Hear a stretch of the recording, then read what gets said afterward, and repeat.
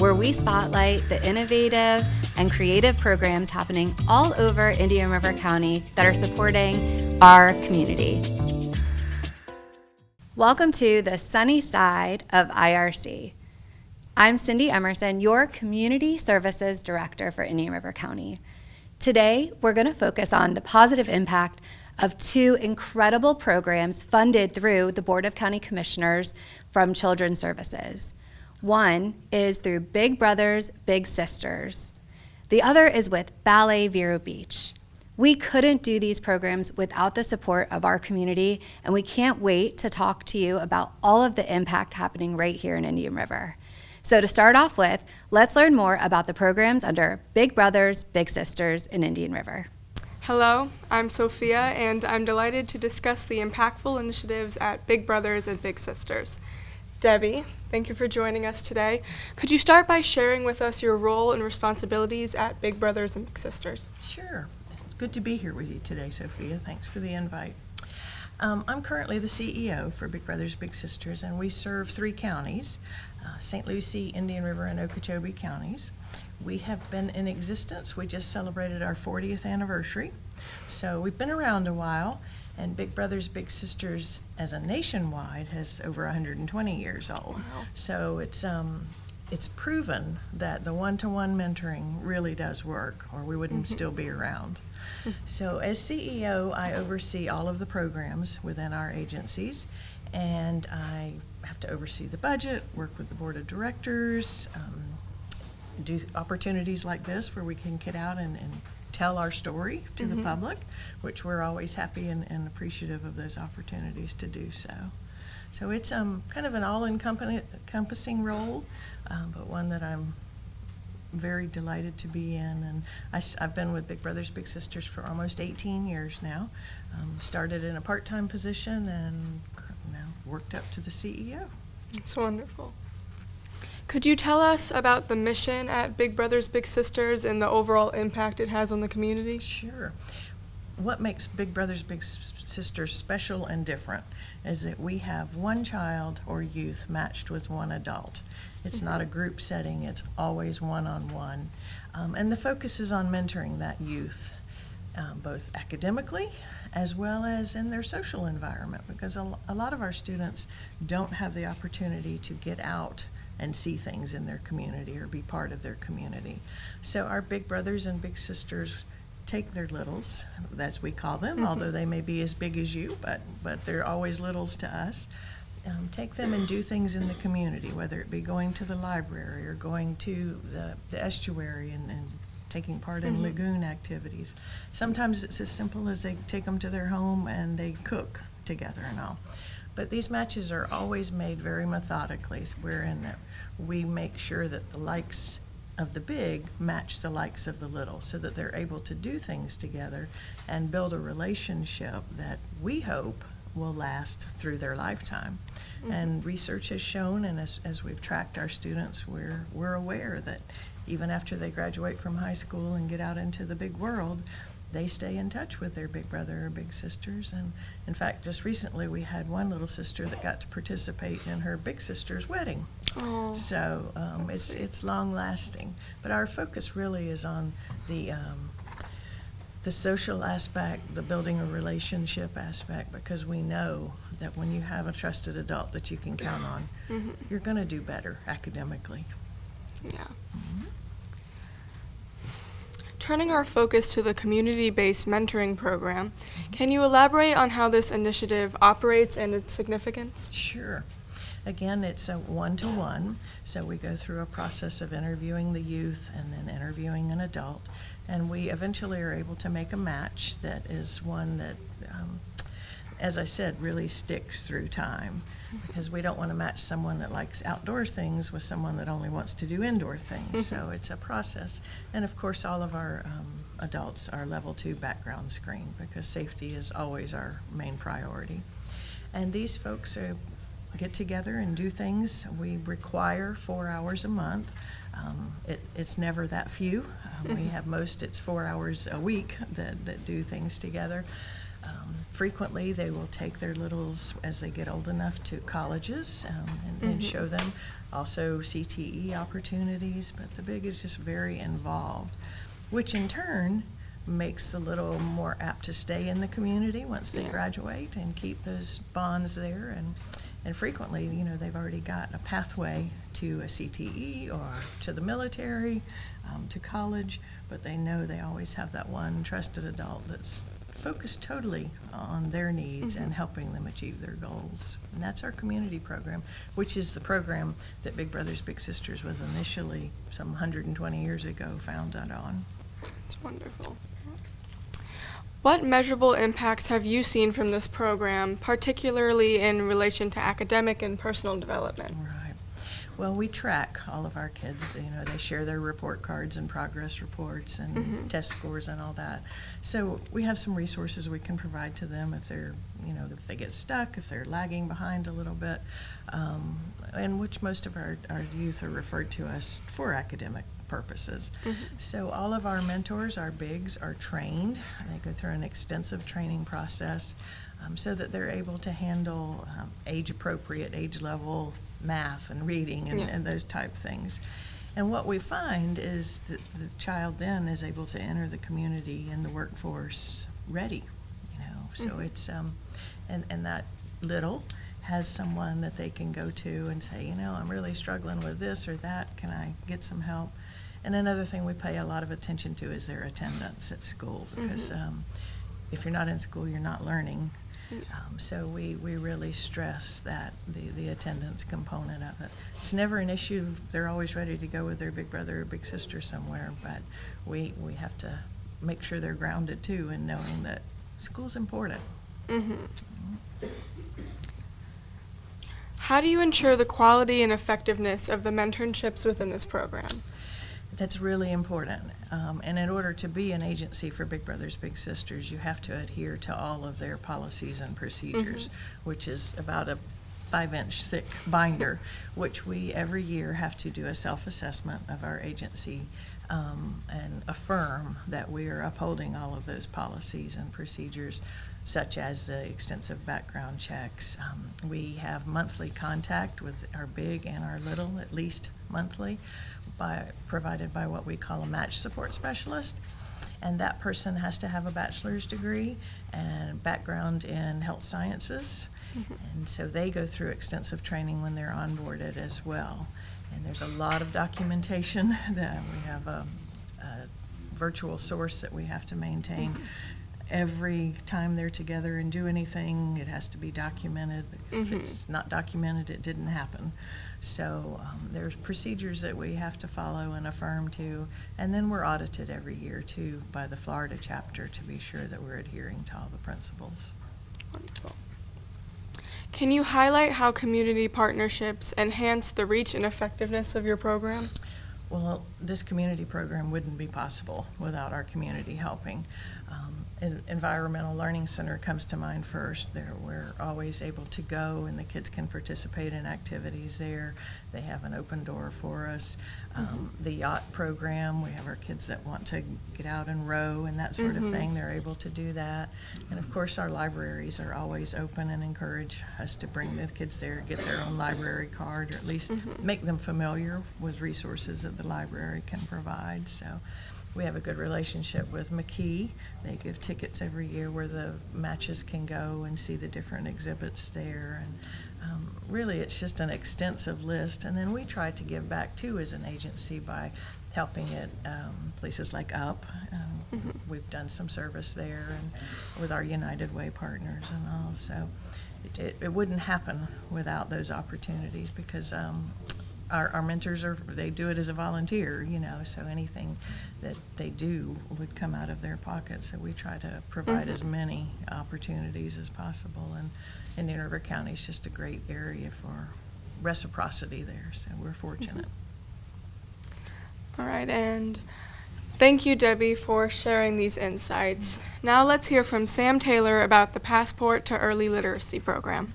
Hi, I'm Christian Donnelly, excited to learn more about the literacy initiatives at Big Brothers Big Sisters. Sam, it's a pleasure to have you here. Could you explain your roles and goals and activities at Big Brothers Big Sisters? Sure. So I'm the BBBS Reads program director. So we are a literacy tutoring program at Big Brothers Big Sisters that services VPK through third grade students, specifically with the Passport to Literacy program that focuses on our VPK students. And we are doing anything and everything we can to help them improve their literacy. So anything from phonological awareness, print knowledge, oral language, and anything and everything in between. Okay. How does this program align with the broader educational objectives of Big Brothers Big Sisters? So as Debbie mentioned, when a child is safe and comfortable and, has great relationships with mentors and bigs in the community, they thrive. And so our goal is to make that happen. So each child is paired with a tutor. We call ours tutors instead of mentors because their main focus is education. And once they do that, they, build a relationship with the students and they help them, with their educational goals. And I don't know if you've seen the video, but there's a video out there that, can you go 24 hours without reading? And if you watch the video, you're like, no, you really can't, because you read stop signs, you read street signs, you read red lights and green lights. I mean, even though it's colors, it's still reading. You got to know where you got to turn. And so it's always great to know that you're helping the kid achieve their full potential at the end of the day. What successes can you share about the impact on children's readiness for kindergarten? Yeah, so currently we have a 68% success rate right now, in this program year. So 68% of our students are on track, ready, quote unquote, for kindergarten. So they're on grade level, even though VPK, it's kind of hard to tell with 4-year-olds. But between now and the end of the year, we'll probably bump up to about a 90% success rate. So over the last 2 years, we've had about a 90% success rate average of those VPK students that are ready for kindergarten. All right. And in what ways do you incorporate family engagement into the Passport to Early Literacy program? So as most everybody knows, parents are the child's first teachers. So we believe it's very important to engage the parents with the program and to make sure that they are involved in their child's education and to let them know that literacy is everywhere. So our program specifically has VPK family nights or parent nights, but they're not just limited to parents. It's aunts, uncles, grandparents. Sometimes we have neighbors that come, and at those events we have our family engagement coordinator that comes in, and she does anything and everything. So she is lively and interactive and kind of engages the parents to kind of show them examples of how they can work with their kids at home. A lot of our parents mention, on our end of the event survey saying they didn't know, or thank you for giving us these tips, because it's very simple things that they wouldn't think about because it's not their area of expertise. But then, they take it back and they help their kids learn at home, like going through the grocery store instead of having your child, look at a phone while they're in the buggy. You can, pull whatever you're buying from the grocery store and say, oh, what letters do you see? Do you recognize any of these letters? Or things like that. So not many parents think about that thing. So Chris, our family engagement coordinator, will teach parents how to do that. And then we also do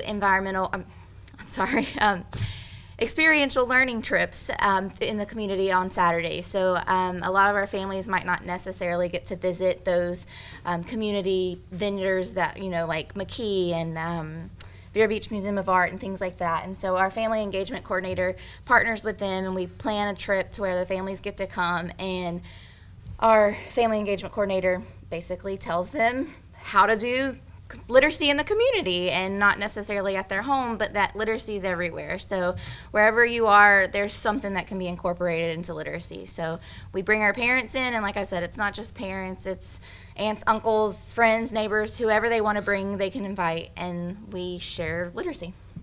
All right, thank you for your time. Thank you. Welcome to Indian River County, where the ordinary is extraordinary. This is discovery. This is adventure. This is tranquility. This is culture. This is cuisine. This is relaxation. This is Indian River County. Plan your visit today. I'm sure those of you at home are just as excited as I am about the innovative programs with Big Brothers Big Sisters. But now let's talk about the incredible cultural experiences our students right here in Indian River are getting through Ballet Vero Beach. Hello, I'm Sarah, and I'm excited to learn about the innovative ways Ballet Vero Beach connects dance and literacy. Adam, thank you for joining us. Can you start by telling us about Ballet Vero Beach and its mission? Yeah, so Ballet Vero Beach is the only professional dance organization between Palm Beach and Orlando. We are in our 12th season. Our mission is to promote the art of dance as a universal language in our community and beyond, and we do that with performances by our professional company, the presentation of reputable national and international dance artists, and our education and community engagement initiatives. The Stage to Page program has seen remarkable success. Could you explain this program and its objectives? So at Ballet Vero Beach, we've always sort of striven to stand out from a crowded local art scene, and every decision we make in terms of our education and engagement programming, we try and go beyond what's expected from a professional ballet company. About 5 years ago, we started transforming what was our student matinee series, and that was just bringing elementary school kids to see the ballet, into what is now our Stage to Page program. We partner with the Learning Alliance and the Indian River County School District on a 3-phase, first, third, and fifth grade curriculum-based program where we are using arts integration and arts literacy techniques to improve early literacy in Indian River County Public Schools. It's had an amazing success rate, and this year, so during our 2024-2025 season, we are reaching over 2,000 kids in the Indian River County School District, and that is 13 out of 15 elementary schools within the district. What has been the impact of this program on local schools and students? So I think when we started, the words arts integration were sort of like, well, what is that? What does that mean? And basically what that means is you take an academic subject, in this case, English language arts or literacy, and you put it on the same level as an arts practice, in this case, dance. So you sort of do lessons where one is stronger and then the other is stronger until you use both the academic subject and the art subject to be able to increase student efficacy in academic skills. But also a really huge benefit of this program is we've been able to model arts integration techniques for all of the classroom teachers that we work with. And we've had many reports of teachers being able to use this technique in other subject areas within other units other than just when the ballet comes into classrooms. How do you measure the success of these educational initiatives? So when you're working with an organization that is as, I will say, scientifically based as the Learning Alliance, measurement and making sure that we are aligning with what teachers and students need sort of becomes easy. With our Stage to Page program, each grade level, first, third, and fifth, the evaluations are built into what we actually do with the students. So in first grade, the Stage to Page ballet is what's called the Sleeping Princess. It's a shortened version of the classic ballet Sleeping Beauty. And in first grade, in English language arts, students are working on retelling parts of a story, beginning, middle, end, and being able to work on just comprehending the story. So our evaluation piece, when we're done with each classroom, is the students actually get a fancy piece of paper that's got 3 sections on it, and they're asked to both draw and write the beginning and middle and end of the story. So we're testing retention, we're testing their ability to actually understand the story, and we're using both an arts practice, in this case visual arts drawing, and written language skills to really cement all those concepts in. Could you discuss the partnerships Ballet Vero Beach has established and the impact these collaborations have on children, families, and our local community? So honestly, we would be nowhere without the many partners, and that's anything from funders to community-based nonprofits to local government and the school district. We learned very quickly that making it as an arts organization anywhere, you can't do it alone. I mentioned the Learning Alliance, they're one of our biggest collaborators, but other collaborators in our education and community engagement initiatives include Riverside Theater, as I said, the Indian River County School District. We have an amazing program that sort of grew out of Stage to Page. We were seeing that kids from birth to age 5 also needed the attention that Ballet Vero Beach could provide them. So we have an amazing program called First Steps, which works with newborns, 1-year-olds, and 4-year-olds at Child Care Resources, which is a phenomenal early childhood program in town, and we're working on sort of codifying that program and expanding it out to other organizations. We are testing that program in populations with learning differences, kids on the autism spectrum, and with other learning disabilities, with an amazing organization called Bumblebee Academy. So really, you can find Ballet Vero Beach anywhere you don't expect to find a professional ballet company, including on our local stages, which is where you should expect to find us. Looking ahead, what developments or expansions are planned for Ballet Vero Beach's educational programs? So for me, everything that we've undertaken has sort of led to the next step. Our main goal is to make sure that everyone in Indian River County and even beyond understands that Ballet Vero Beach is here to make the community a more livable place, not just if you're coming to see our performances, but we're really here to try and tackle complex social and economic problems. So we'll continue to use that as a barometer of where we need to go. As I said, we're trying to expand into young people that maybe have a little bit of a learning difference and need a little extra support. I would really like to see us get involved with the senior citizen population, and we're going to keep pushing to make sure that everybody knows that the arts are for them, not just for folks who can afford the highest ticket price or be able to give us donations to help us with our mission. Thank you, Adam, for sharing the inspiring work Ballet Vero Beach is doing to combine arts with education. Thank you. As you can see, today's episode focused on mentorship, educational experiences, and arts integration. We couldn't do this without you. Special thanks to Vero Beach High School's Career and Tech Education program, where students right here in Indian River County have the opportunity to learn how to direct and produce shows like this.